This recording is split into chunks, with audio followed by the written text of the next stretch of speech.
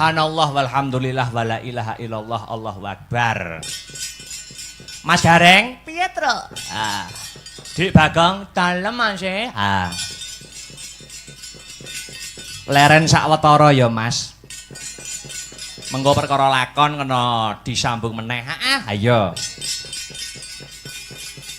Ingkang baku ya kuwi ngandharake kajat utawa acara ing pahargyan bengi iki. Ngono, Truk. Ayo. Inggih menika masih dalam rangkaian pernikahan. Inggih Kang Mas kula Mas Anjar kalian Mbak Puji Lestari anggenipun mbangun Bale Wisma mugi-mugi tansah atut reruntungan pindha mimi Kang sarta mintuna. Ngono ya, Truk? Iya, Mas Garing. Luar biasa. Hitungane awake dhewe ning kene iki nyaur utang. Lah iya. Wong nek nembusi wis suwe banget kok kepara 2 taun nek gak 3 taun kepungkur. Ngono, nggih. Kula awake dhewe ning kene iki nyaur utang. Iya. Wong jenenge ya mbiyen ki awake dhewe ya menangi pagebluk. Lah iya. Budaya-budaya pentas seni tradisi yang bersifat mengumpulkan orang, mengumpulkan massa, dibatasi. Lah iya. Ning awake dhewe bersyukure Mas Garing lan Dik Bagong. Piye Mas? Bersyukure saiki wis kembali normal alhamdulillah seniman tanggapan kaya disok. Ngono, Pelat AG dan AE utawa laladan khususnya Jawa Timur iki ben bengi ana tontonan, ben bengi ana hiburan, para awan bengi, sing payangan, sing jaranan, sing campur sari, tayub. Ben bengi mesti yen deloki ning handphone, deloki ning status-statuse kanca-kanca mesti wis do tanggapan. Lah iya. Mula bersyukur marang Gusti Kang murbeng dumadi ya Mas Garing lan Dik Bagong. Truk. Iya Mas. Ayo. Ewadene mangkono awake dhewe ya kudu berbangga dadi wong Nuswantara sing isih nyekel lan ngregem jati diri sebagai wujud karakter budayane wong Indonesia, ya ta? Lah iya, iki wulan apa? Wulan Oktober, bulan depan iki bulan November, bulannya wayang. Kok ngono? Ayo no. Melalui Kepres Bapak Insinyur Haji Joko Widodo tahun 2018 telah mengetok palu November tanggal 7 dan 8 sebagai Hari Wayang Nasional. Kok iso diputuskan dengan Bapak Jokowi maksudnya iki biyen wayang telah diakui dunia sebagai karya agung budaya dunia. Tahun 2003 UNESCO sing mewakili pepunden dalang Swargi Ki Haji Mantep Sudarsono. Jadi budaya-budaya Indonesia ini wis diakoni. Indonesia bangga dikenal di dunia luar oleh mancanegara. Dudu mergo apa-apane ning mergo budayane. Ya toh sing diakui UNESCO apa? Keris, wayang, batik lan akeh meneh ning kuwi nak jane masih dalam lingkup kebudayaan. Ngono. Mergo dengan budaya hidup kita akan indah ya Mas. Dengan budaya hidup akan indah, dengan agama hidup akan terarah, dengan ilmu hidup akan mudah. Amin amin ya rabbal alamin. Ternyatane wayang biyen rikala semana era-era Nuswantara malah dienggo media dakwah kelawan para wali songo khususnya Njeng Sunan Kalijaga anggone mensiarkan agama Islam ana ing bumi Nuswantara. Lah iya. Dadi wali-wali biyen ki ora anggerta, ya toh. Bungkuse apa wae monggo ning jerone iki tetep Islam. Contone ayo mbiyen ki genduren ning kuburan ki nyembah-nyembah kubur ning karo wali songo isine dadekne slametan genduren dan lain sebagainya mumuji marang Gusti ndongakne marang arwah sing wis kapundhut. Ngono kaya wayang barang Punakawan ki ora ana ning India ki ora ana. Anane ya mung jaman Sunan Kalijaga para malisa nganggone ngripta. Oh, ngono. Heeh. Kaya Punakawan. Heeh. Hebat-hebat luar biasa. Heeh. Mas Anjar. Heeh. Matur nuwun Kang Mas awake dhewe. Heeh. Muga-muga sak rampunge ringgitan. Pinanganten kekalih Mas Anjar ugi Mbak Pujingga pinaringan momongan. Amin. Wah, luar biasa sowan komplit saka Nganjuk Mas Trip. Sanggar Astabrata Group matur nuwun. Ngempeki yom ngala berkah para warga masyarakat kang mapan ana ing dusun Serampang Maja. Oh ngono. Heeh. Wah, luar biasa. Niki wau kathah pamundutan lumantar WA disilingi sapa-sapa. Gara-gara raga-raga rasa. Sapa-sapa ya kuwi sing lumantar WA sapa wae. Heeh. Diwaca siji-siji Mas. Lah iya. Iki perkenalaken kula Mbah Wabirata. Sugeng dalu Mas Akbar badhe nderek ngramekaken pagelaran ringgit menika badhe request gending gubuk asmara kangge masyarakat Serampang Maja guyub rukun suwun mangke nek limbukan Mas nggih niki sampun gara-gara wah kula mirsani liwat HP suwun wah sapa truk Mbah Wabirata wah oke ana meneh Assalamualaikum warahmatullahi wabarakatuh. Waalaikumsalam. Selamat malam Mas Dalang saking kula.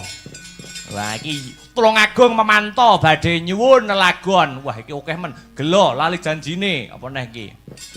Oh iki bojo loro Madiun Ngawi tembangangen liwung aja dibandingke satru loro. Iya nyetelo kaset ora apa-apa mamundutan aja. Iki kancaku dhewe kok. Atur dumateng kanca-kanca, sayuk sedaya mugi andadosaken jampi saya. Ugi titip salam kagem kanca-kanca Astabrata. Para kanca pengrawit, musisi, pesinden, ya. Mugi dipun pinangkani matur sembah nuwun. Oke. Ana meneh ana. Iki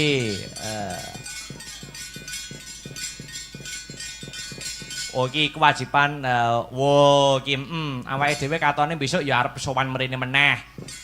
Ning Serampang Maja meneh, heeh ning tanggale urung ditentukan. Ngene daleme Mas Rama Serampang Maja. Oh, ngono wis pitungan karo manajemen sanggar. Ayo, heeh. Alhamdulillah. Wilujeng-ijeng nak Mas. Wah, jos ringgitanipun. Wah. Semangat selalu. Oke. Kemati niki sampun katur wau limbukan. Bu Semiati Blitar nggih matur nuwun. Dipinangkani ya, heeh. Sing kalem-kalem dhisik wae nggo pemanasan. Ngono, heeh.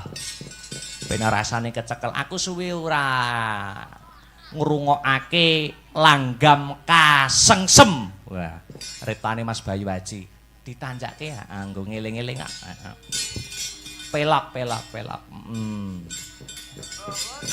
Bawa no kancane Mas Paris ki ditunggoni.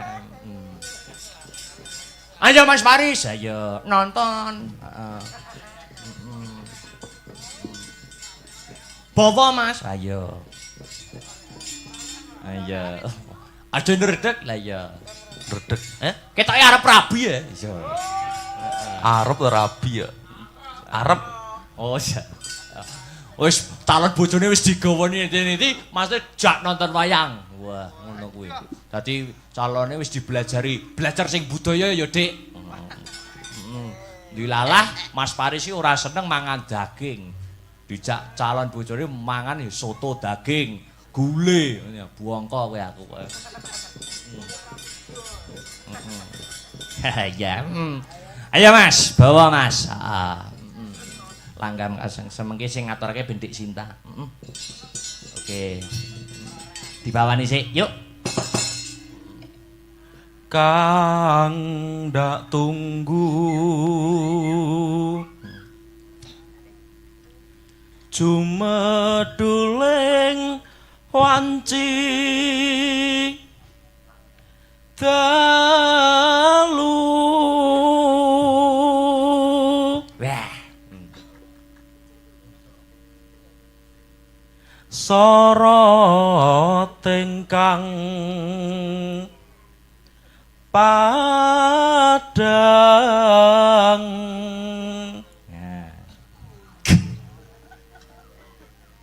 nanging datan hanyu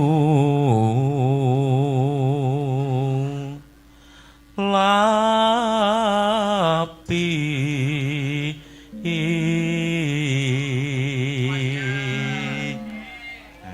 Lungguhe ning kono tak kira melu grupe grupe tak kira grup HR Audio. Bose. Iya. Lanjut dintekne Mas. Heeh. Noralia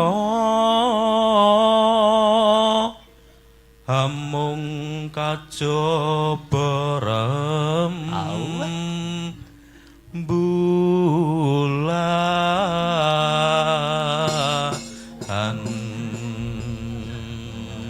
Suarane apik kaya asulingan. Ayo. Sulingan kok asulingan. Ya langgame, heeh.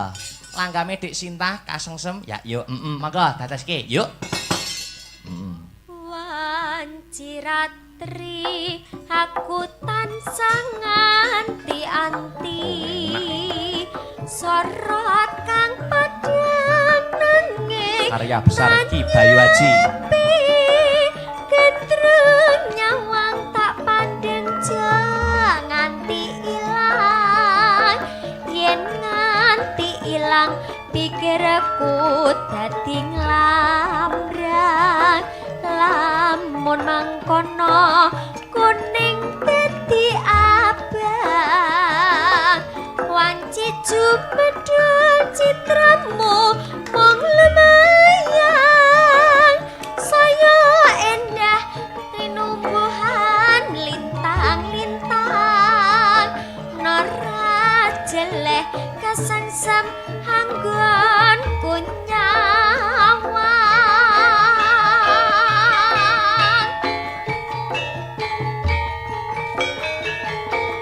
tak umpamake wong bagus ngagem nyangking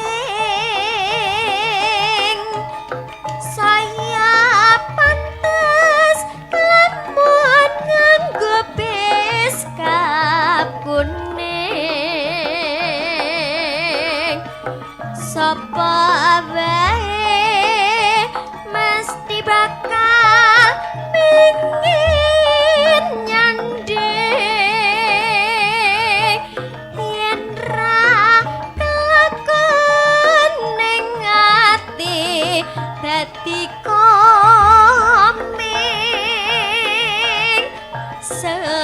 sejatine rembulan kang dak karepke lamun daderi dalan nyang semake iperate mega kang pacah pamore kesamja nganti kandat nyawang slirane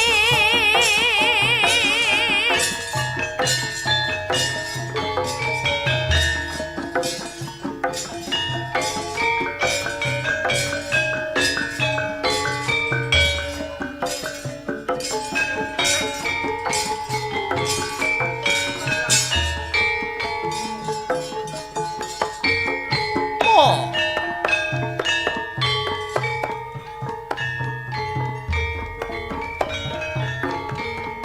wanci ratri aku tansah nganti-anti sorot kang padhang nanging tan nyulapi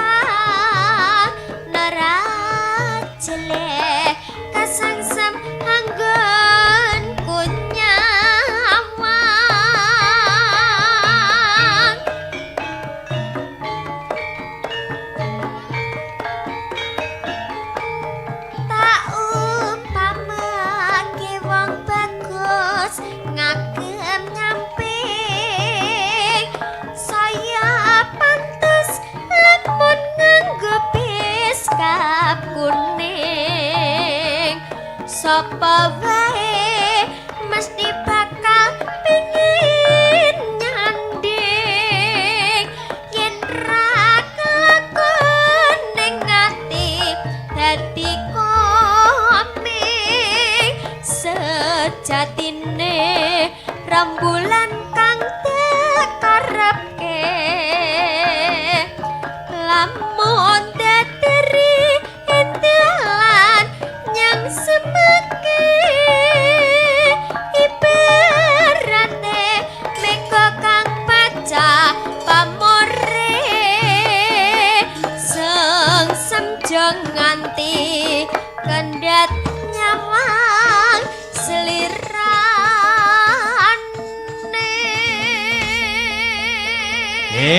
Matur sembah nuwun Dik Sinta. Iki sing memantau lumantar YouTube isih pira, Truk? Iki yen ora kleru yen manut HP-ku 152. Wah. Sedo ndelok. Iso berkahi melu tirakatan lek-lekan. Sing rung subscribe ndang subscribe. Lah iya. Subscribe YouTube Astabrata Media, ben selalu mengikuti Mas. Ayo. Ana pementasan ke depan ya Dik Bagong. Ayo. Wah, luar biasa. Ki mau kasengsem karya besar pepundhene awake dhewe punden dalang Ki Bayu Aji. Ayo Kang Mijil saka Timasan Surakarta. Wah, luar biasa. Dadi etika-etika ngene iki perlu di wedarke, maksude ayo no. Nek nembangke apa, ngunekke apa, ngumandangke apa, ki yen ngerti sapa sing nyiptake lebih baik disebutkan kanggo menghargai karya-karyane. Ngono, Betul Pepeling, Ki Anom Surata, Sri Uning, Ki Sukron Suwanda. Rengu Ki Wangsa Subagya Tulungagung. Ngono, iso. Jadi selama mengerti siapa penciptanya disebutkan, ayo. Kanggo menghargai karya-karya besarnya, ayo. Wah, luar biasa. Mbak Sri Wahyuni, Nggih, Mas. Wilujeng enjing. Enjing. Enjing, Mas. Wah. Katone dirimu sibuk terus iki. Sibuk, Mas. Persiapan HWD. Latihan terus. Nggih, latihan terus kok, Mas. Wah, jantenan. Statusnya bucin yang-yangan terus. Mboten no. Iya. Melek. Yogone turu barang melu. Yo. Nek hebat kok pacare Mas, kok Mas. Mbak Sri iki luar biasa yo pencipta lagu kok.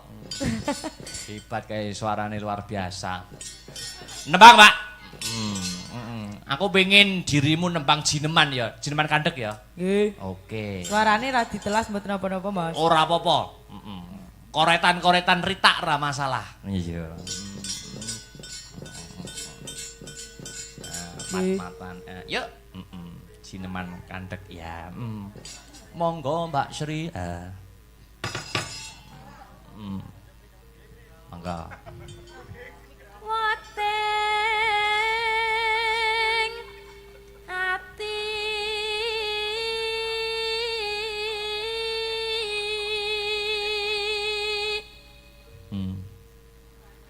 mong sirawang merati dasar kewes gandes luwes sak solae tunduk kembang melati ambar-ambar kanda wangi ngagem rimong plangi wimbo angaresepke ati pacake tindak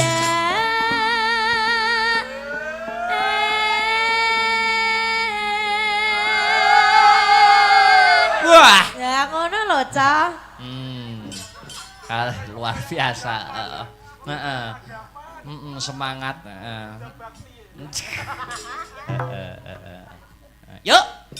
Kaya macan luwe blereng sempat rembehane dadi lan pantese angandika arum biaraka tonte jane teledek sare acah dadi nguji wate kang pindah mustika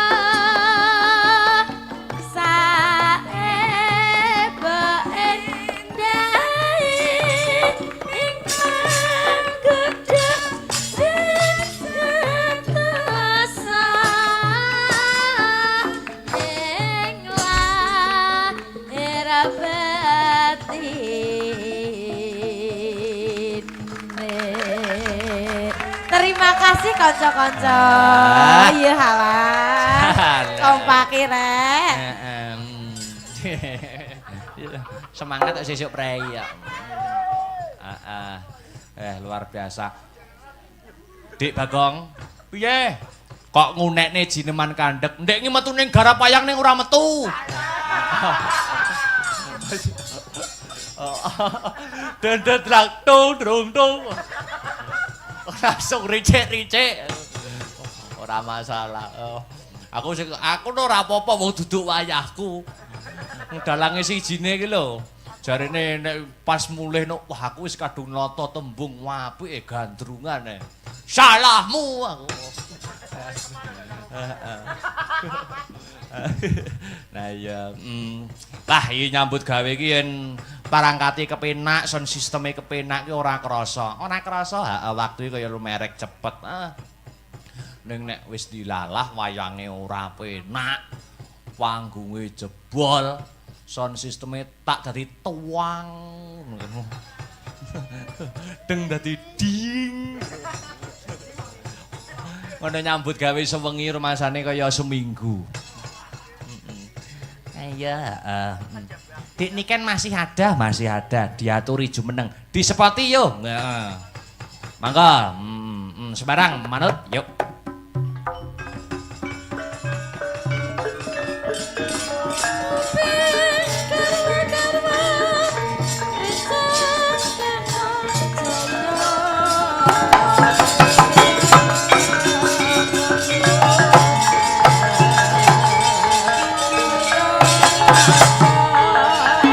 Oke. Wilujeng enjing selamat pagi, good morning Dik Niken Salindri. Selamat pagi Mas Dalang. Amin, amin. Kok iso amin ki lho orang aku gak ndongakne sampeyan. Yo. Aku ki nek wis isuk-isuk ki utek wis ning Gusti Allah tok. Alhamdulillah nek. Gubake welek ya. Ora apa-apa malah apik. Amin. Panjang umur ya, Mas? Gimana? Panjang umur nggih. Loh, Amin. Halo, Mas. Alhamdulillah. Alhamdulillah. Menika sing kagungan damel. Nggih, ngersake. Pak Sumarwah wau sing dereng katur kena tasih kathah. Wau sing sampun dipinangkani nek mboten klentu langgam ali-ali. Iki gubuk asmara podang kuning dereng. Monggo Dik Niken badhe milih ingkang pundi? Oh, nggih. Podang kuning nggih. Oke. Oke, Yuk, langsung wae, Dik. Langgam buka celuk. Ya, Iso amaning omah wis ora kerasan keluyuran kang goleki sing tak sayang mubeng mitar anggon kang iteri nara krasa esok awan nganti wengi iman yen nganti liya kanyayang kliang tak sawang miclok ning apang kekencangan taringki saka kateman sarwi ngoceh dheweke ngalih bensokan elok kae tak suwun bajeng ngeci podang kuning agawe pikir aku komeng seret tirang tak sawang tambah manis bunga yen kelakonnya dengan slirane ora bakal atiku kaki bang lian yen si podang handut tati kepranan nereman datiku san saya Beka kepulut tepet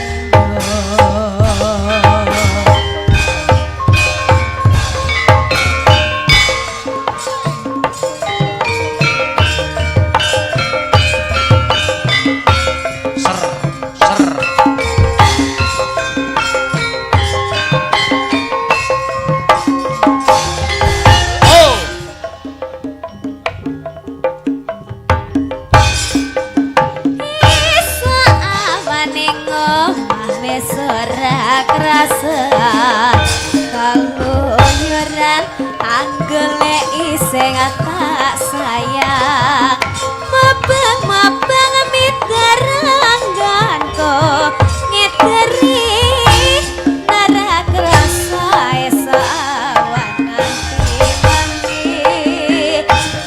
wengi iman yen nanti liya kanyayang kliang tak sawang miclok ning apang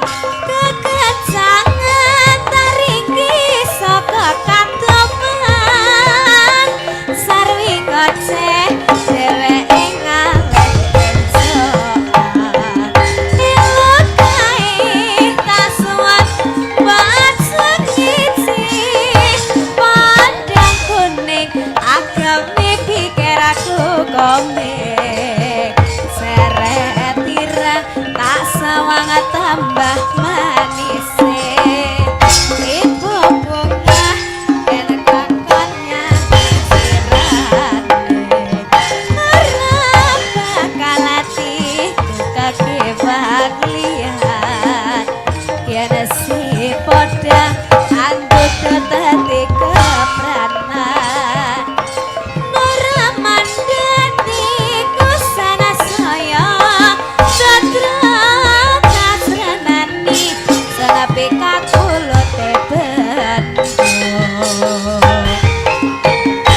Terima kasih Jeniken. Podang kuning sing nembang kebayake ya kuning. Wah. Kuning saka Mengkuwerdi lumakuwa kanthi wening. Aja sok menga-mengu ning fokus. Nah. Ngono ha. Dik Niken statuse bubar jalan-jalan kembali tak delok. Jane ning Bali aku titip aku. Titip asbak sing bentuk anu lho. Nyeni niku lho Mas. Napa? Nyeni. Nyeni. Betul. Tempat buang air seni, Bro. Mbak Ikar, yuk jumeneng. Spote sing anyar ki lho. Mangga yo, Mbak Ikar jumeneng, yuk.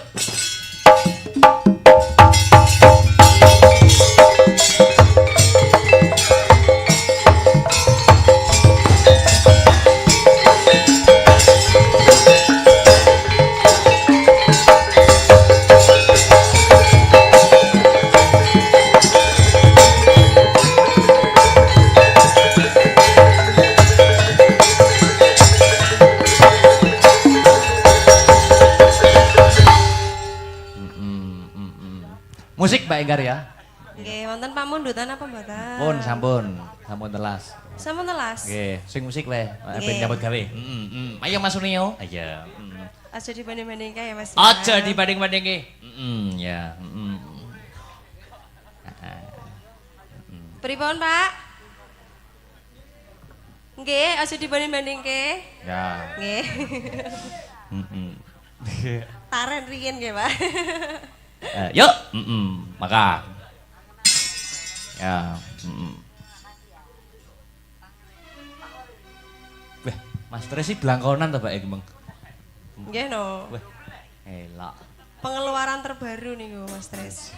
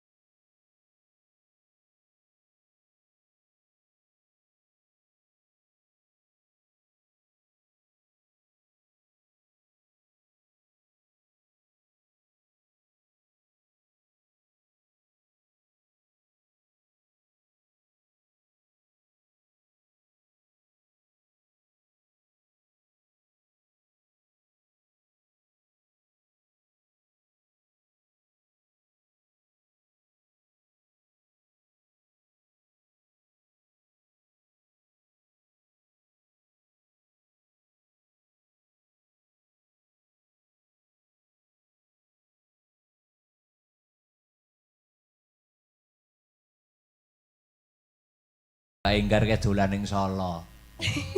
Jajan pancong ya mesti, ya ta? Nggih. Mas statusnya jajan pancong. Niliki anu niku lho, niliki bose. Ndak nakal engko ning kono.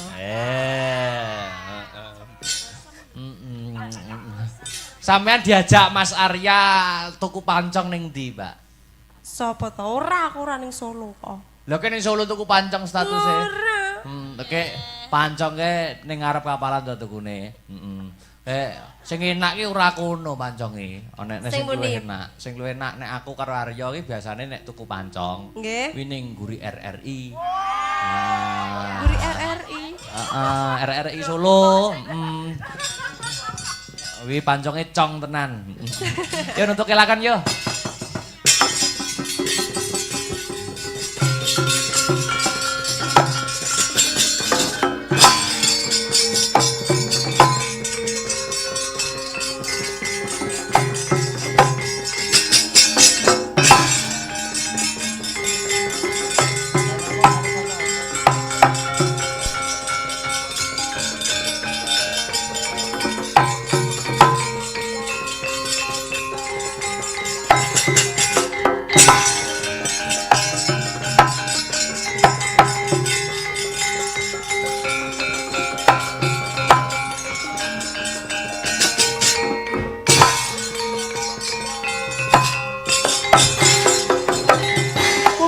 Sing langit kelap-kelap katon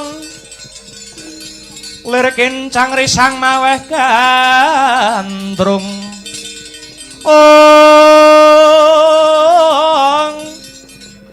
sabarang katulu wukir moyak mayik risang bali werlu maris agandrung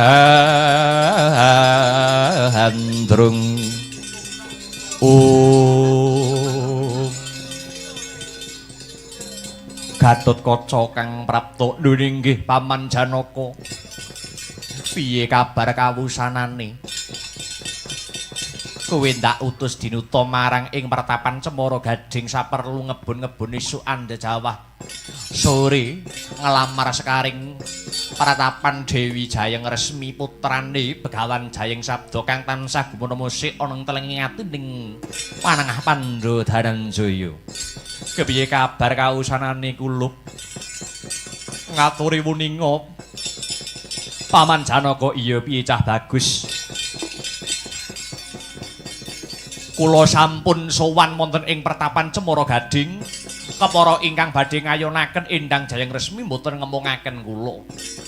Lah banjur sapa wae Kang Rayantasena anglamaraken dhateng kagem putra paduka inggih menika Bambang Wisanggeni. Bapa Pandhita Durna anglamaraken kagem putra Nalendra ing Ngastina. Nuwun inggih Raden Anama Lesmana Mandra Kumara lawan Kakang ing Trajutresna Kakang Bama Narakasura nuwun inggih Kakang Stija inggih badhe ngayonaken Endang Jayeng resmi. Pungkasaning rembug Endang Jayeng resmi ngadani Giri Sayembara wonten syarat kang sarta sarananipun mbok menawi badhe anggarwa Endang Jayeng resmi. Gatotkaca kula wonten dawuh Paman mara diagi syarat saranane duduhna marang pamanmu Janaka enggal tak upadine. Paman kaya piye cah bagus? Inggih enjing inggih sonten Paman Janaka kasembadan ingkang jinangka badhe njatukrama Dewi Jayeng resmi sekaring pertapan Cemara Gading menawi saged mujuti inggih menika wujudipun cupu manik gambar bumi.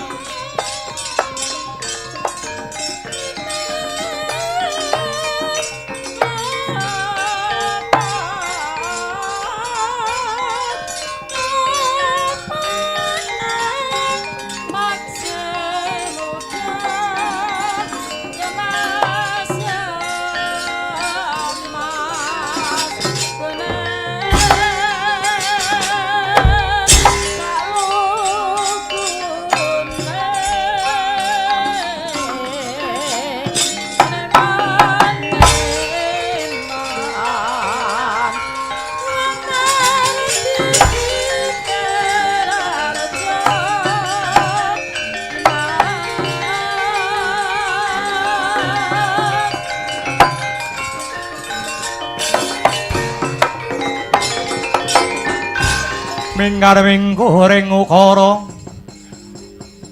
akarana garanan maradi siwi akarana garanan maradi siwi ing punika Kakang Banowati ingkang kepareng marak wonten ing ngarasanipun Dananjaya. Iya Janaka. Wonten wigatos menapa? Mosik to, kowe kok ana ing tengahing dalan kene. Apa wigatine kowe arep menyang ngendi, Dimas? Kakang Mbok. Kula badhe nyuwun pangestu dhateng jengandika Kakang Mbok. Lho, kok njaluk pangestu menang Banowati? Mboten gantalan dangu malih kula badhe kirim ulem teng jenengan. Lho. Ulem apa? Kula badhe jatuh krama malih. Karo sapa?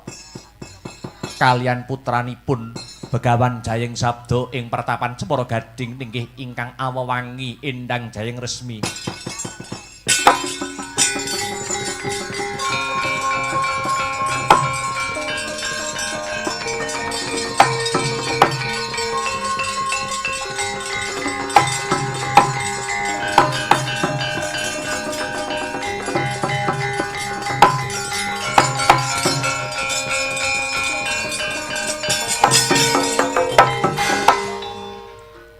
Para tekaku ngadhep nganing Dimas Janaka aku mung njaluk senjata pitulungan marang jeneng sira Yayi.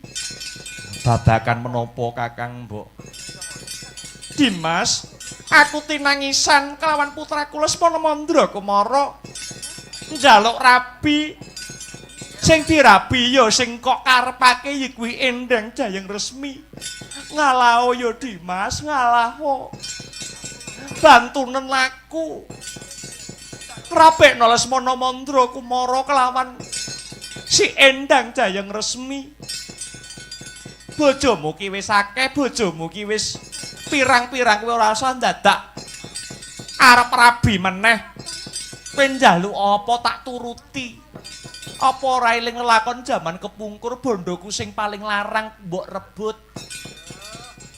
Bondoku sing paling larang ning donya ki sing ngrenggut kowe. Sing ngepek kowe ning cagak kebak tulisan warna abang tondo isih perawan.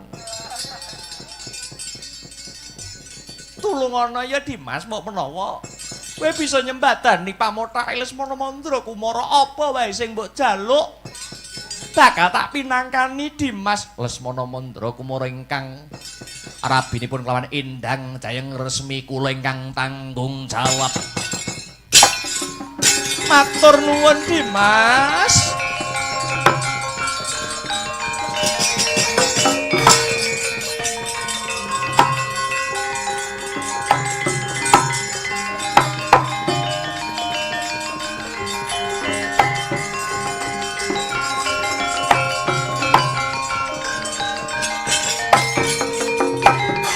Piye ta iki piye?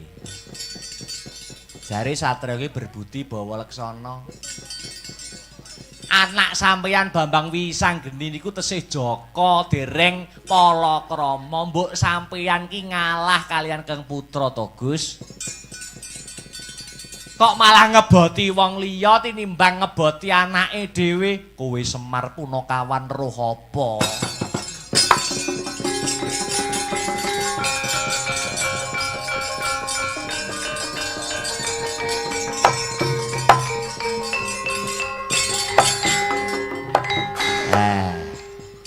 Sing penting Semar Badranaya wis ngandani, sing penting aku wis nuturi. Ewadene tetep ngeyel, tetep merangkel. Ing tembe mburine yen ana apa-apa Semar ora tanggung jawab. Tak balik ning Karang Kademel tak mulih. Aku ki meng macak sewengi ya nggur metu iki tok. Tanggungen dhewe perkarane.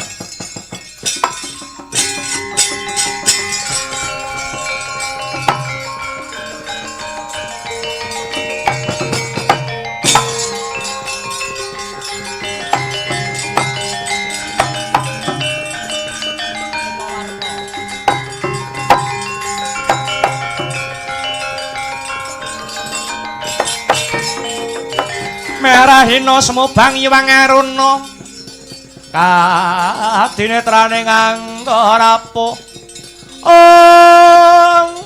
sabdaning kuila ringgane goro saketer ginitunganing kunglir wuwu sing pinipanca ing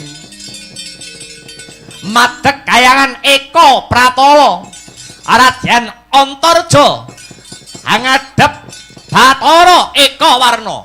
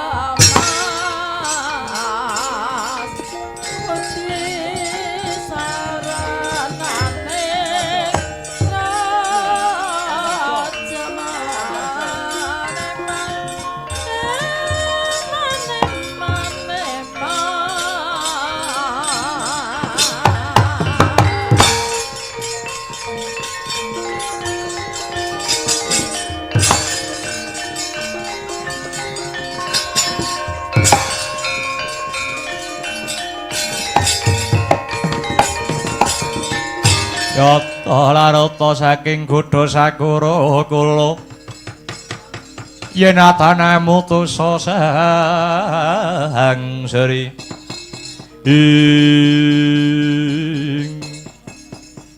lho iki ndak sawang katone si Antarja ingkang prapta ana ing kayangan Eka Pratala ngadhep marang panjenenganing Sun Bathara Eka Warna. Ndur inggih Pukulun. Apa perlune He Antarja? Eyang Pukulun, kula badhe ngampil wujudipun cupu manik gambar bumi ingkang minangka paduka ingkang nyepeng kinarya serah-serahan manten, serah-serahan rabinipun kang rayipun wisanggeni kaliyan putri saking Cemara Gading ingkang sesilih endang jayeng resmi. Kowe bakal nyilih cupu manik gambar bumi lakar kados mekaten Hyang Pukulun. Ya Antarja yen kowe bakal nyilih wujude cupu manik gambar bumi bakal ingsun silihi merga apa?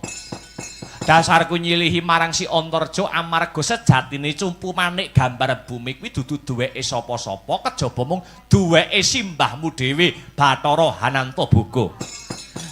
Yen putune bakal nyilih tartamtu bakal tak silihi tampanen cupu manik gambar bumi iki Antarja.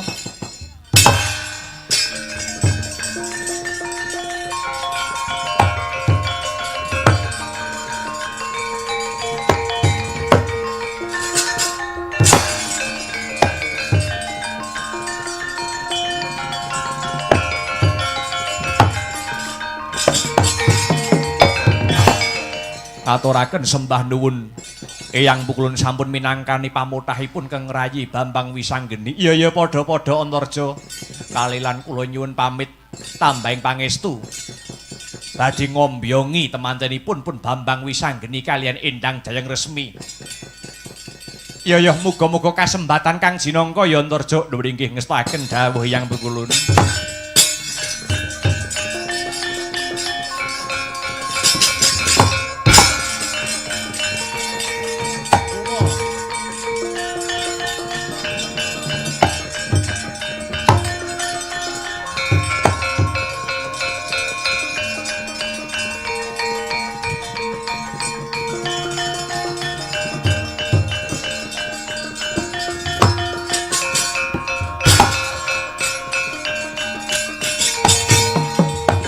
Weh, ladalah iki ndak sawang putuku bocah bagus Nalendra Traju Trisna Bama Narakasura.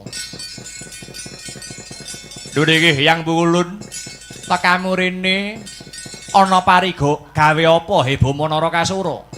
Kula badhe ngampil wujudipun cupu manik gambar bumi. Minangka syarat sarana anggen kula badhe palakrama kalian Endang Jayeng Resmi saking pertapan Cemara Gading. Weladalah kujurane kowe kedisikan karo Antarja. Antarja wis nyilih dhisik marang panjenengan ingsun arep kanggo syarat sarana rabine si Wisanggeni. Weladalah Antarja aja mlayu.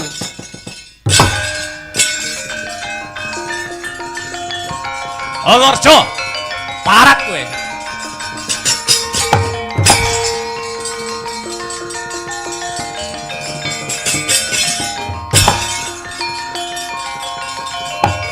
Antarja manik.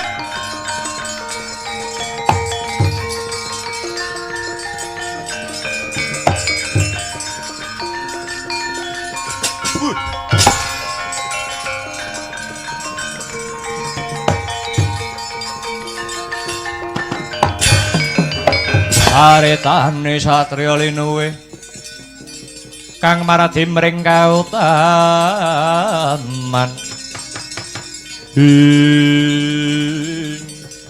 Kowe maling kowe. Kowe maling. Arepmu piye Kakang Buma Narakasura? Balekke wujude cupu manik gambar bumi tak jaluk. Sing dadi manten Endang lawan Endang Jayeng Resmi kudu panjenengan ingsun. Aku mbok arani maling kowe aja murang tata. Cupu manik gambar bumi iki sing sejatine sing duwe iki mbahku Bathara Antaboga. Ning dititipake kelawan eyangmu ya kuwi Bathara Ekawarna. Mbuh ora arep. Cupu manik gambar bumi tetep tak jaluk. Ndak wenehke Kakang Buma Narakasura bareng pecahing dada. Ngecak pirang dina ladene kowe.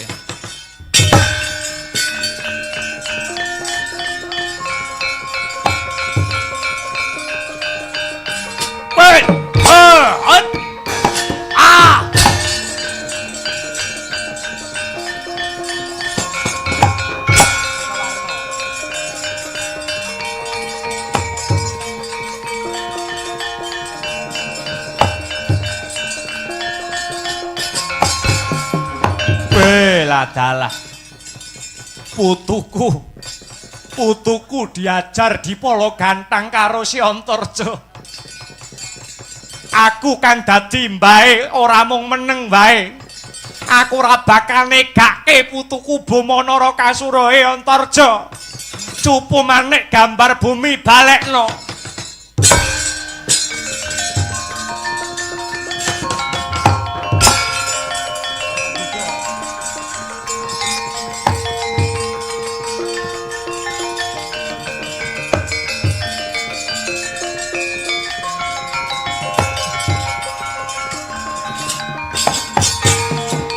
Weladalah layak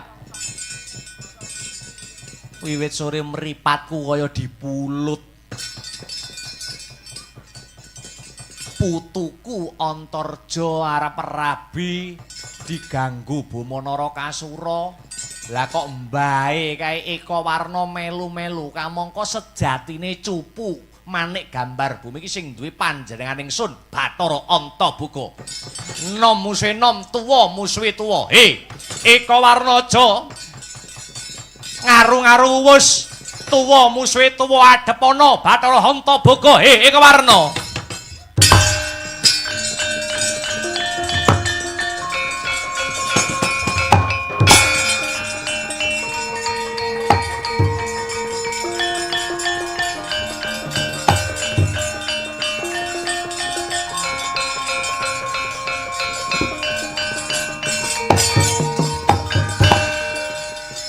Ayo, kowe aja melu-melu. Karepen si Wisanggeni sing rabi, ora usah mbok jaluk cupu manik gambar bumi iki duweke Bathara Antaboga. Aku tetep ngewangi putuku Buma Narakasura nganti kukuting jagat. Antarja bakal tak pateni. Putune musuh putu mbae, musuh padha mbae.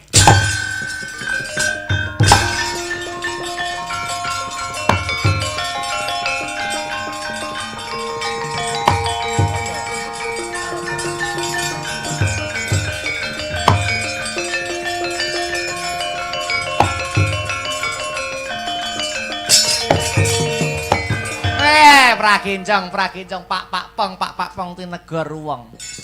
Piye kae? Eger do gelut. Bomo Antarja, Eka Warnanta pokok merek.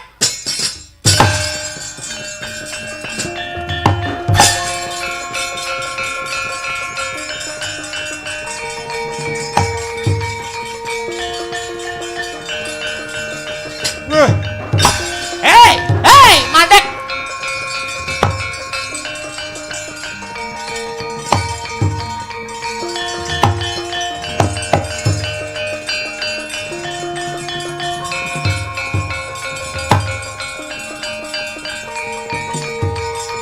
Mandek.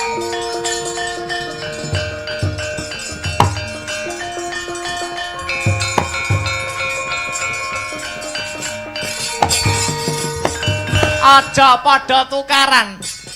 Wis kinodrating jagat pinurba ing dewa yen si Jayeng Resmi kuwi dadi jodhone si Wisanggeni. Kowe barang Eka Warna karo Bama Narakasura aja mencak-mencak. Arep njaluk baline cupu manik gambar bumi. Saiki tak tekoni karo kowe Eka Warna karo Bama. Wonten dawuh pukulun. Yen pancen kowe menteng kelek pengen ngrabekke Bama Narakasura karo Jayeng Resmi, saiki tak takoni. Sejatine sing duwe cupu manik gambar bumi ki sapa? Ayo mulih Bama.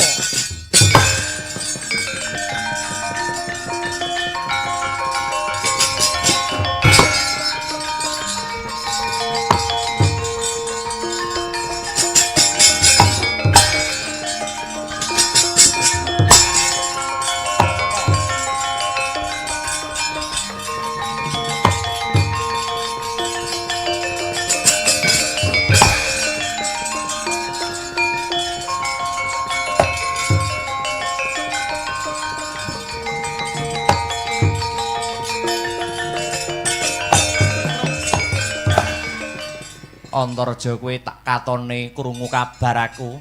Kowe wis mondhong wujude cupu manik gambar bumi. Nuwun inggih paman. Wulungna aku. Aku wae sing ngrabekke si Wisanggeni kelawan si Jayeng Resmi. Aku sudarmane, aku bapake. Wulungna cupu manik gambar bumi ndak rabekke dhewe si Wisanggeni kelawan si Jayeng Resmi. Monggo kula aturi nampi paman.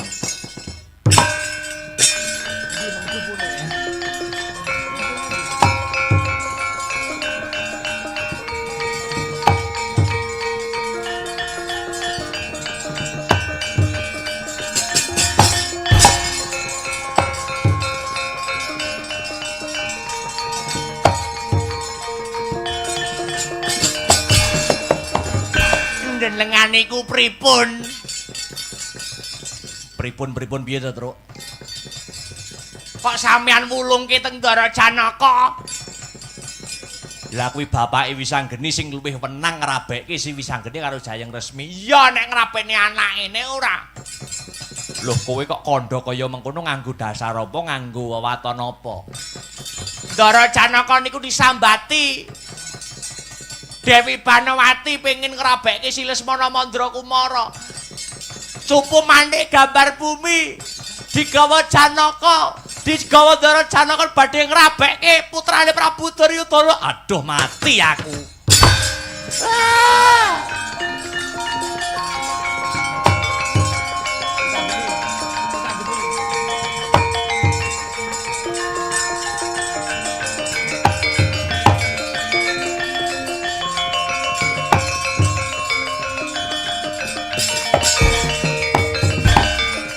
Bambang Wisanggeni, piye Kakang? Aku njaluk pangapura sing gedhe. Cupu manik gambar bumi sing wis ndak entuk saka kayangan Eka Pratala di jaluk wani karo Paman Janaka. Ning katone ramamu rasa rujuk kowe gandeng si Jayeng Resmi mergo bakal kanggo srasran manten. Si Lesmana Mandra Kumara bapakmu katone luwih ngeboti wong Ngastina. Aja semelang sing penting tugase Kakang Antarja wis rampung njaluk cupu manik gambar bumi ana ing kayangan Eka Pratala babakan digawa bapakku Kanjeng Rama Janaka kaleben Wisanggeni sing murba kang sarta wasisa.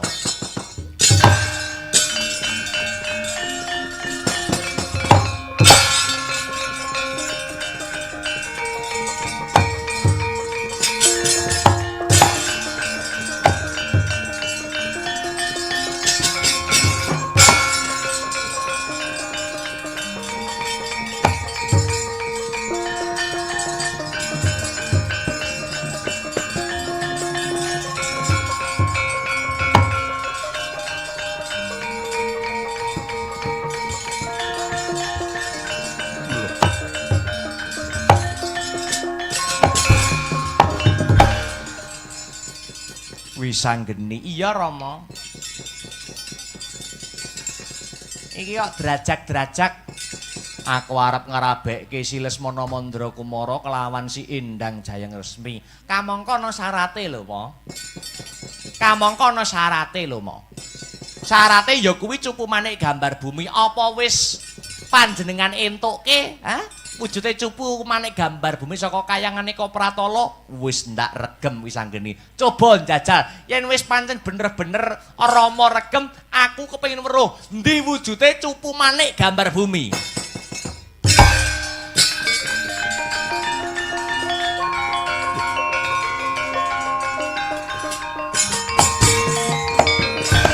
Piye? Ora ana. Mau ki wis ndak gawa ki. Mosok jiglok ning dalan. Iki to wujude cupu manik gambar bumi. Lah kok wis mbok gawa. Kowe maling Wisanggeni. Mara gage balekno cupu manik gambar bumi marang ramamu. Ora iso. Nek pancen iso ayo rebuten. Yen pancen Wisanggeni kleru, kasil mbok rebut. Ning yen pancen Wisanggeni ana ing dalaning bebener bakal ora bisa mbok rebut. Yen pancen si Jayeng Resmi iki jodhone Wisanggeni ora kurang dalan, kurang ajar tak rebut cupu manik gambar bumi. Gundala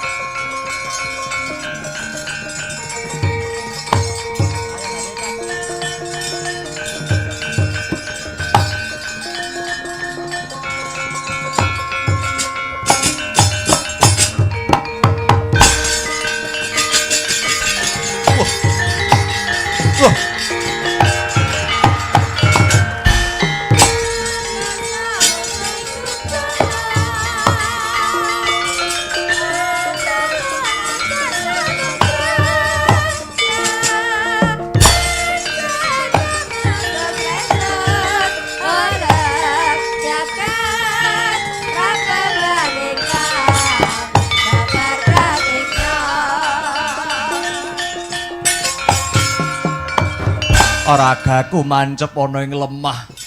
Aku tulung ana Wisanggeni. Tekan kene kudune Rama Janaka bisa nyimpulake sing bener sapa, sing luput sapa.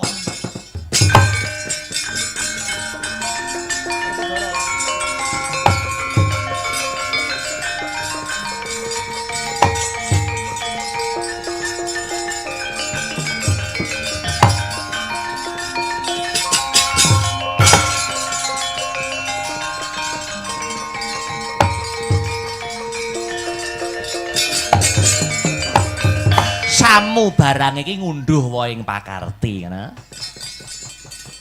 Janaka, kula wonten dawuh Kaka Prabu. Kowe ngrumangsani luput apa ora? Anakmu ki wis Jaka wis wancine rabi, rabekno, aja malah ngeboti wong liya. Nuwun inggih kula nyuwun lumuntur ing samudra pangaksami. Ngono kuwi lho, iki angger petuk Banowati mlinger kiblatmu kok. Angger Banowati wis ning ngarepmu karo kembene rada kendho, kathoke ngapret. Iki wis kuwur sing dadi pikiranmu.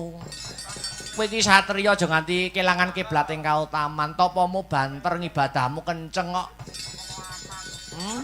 Kowe kok terpengaruh karo mandul-manduling payudara, sumilaking mentis kang putih,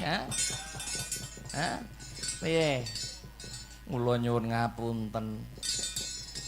Kula nyuwun tobat. Tobat tenan apa ora? Mau ge STMJ, salat terus maksiat jalan. Kula sampun tobat. Yen tobat tak usadani seksenana keh anakmu arep rabi, mosok bapake ndak teko.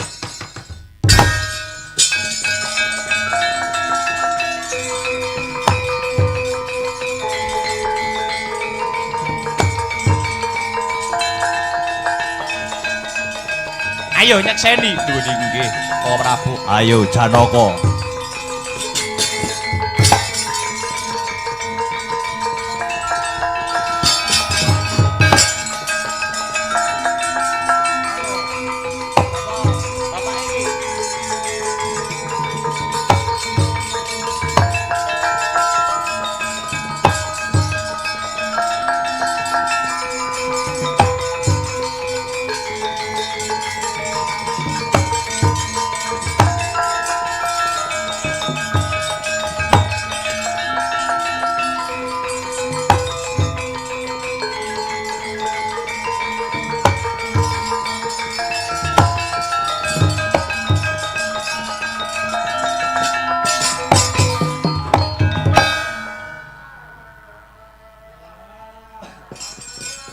sampun kinudrating jagat pinurba ing dawa pinesti ing widi. Mugi-mugi bebrayane anakku si Jayeng Resmi kelawan Wisanggeni sakinah mawaddah warohmah kaya dene Kang Mas kula, Kang Mas Anjar kelawian Mbak Yu Puji. Mugi tansah atut runtut reruntungan, pinaringan momongan satemah saged dados keluarga. Netepi tembung baiti janati rumahku surgaku. Selamat sing nanggap, selamat sing ditanggap, selamat sing nonton tanggapan, selamat sing ditanggapke wayang.